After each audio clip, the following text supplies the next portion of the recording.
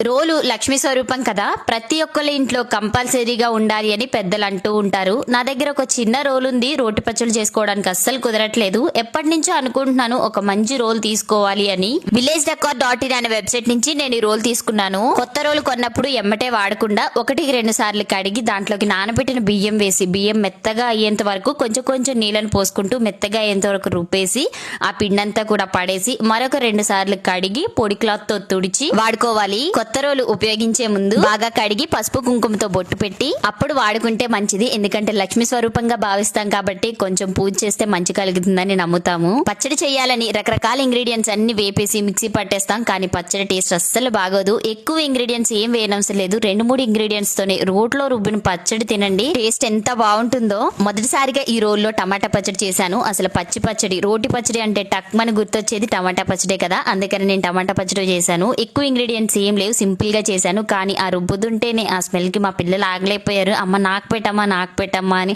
అడుగుతూ ఉన్నారనమాట. టేస్ట్ అయితే చాలా బాగుంది. మీకు కూడా ఈ రోల్ కావాలంటే కామెంట్ సెక్షన్ లో లింక్ అని కామెంట్ చేయండి, డిఎం చేస్తా.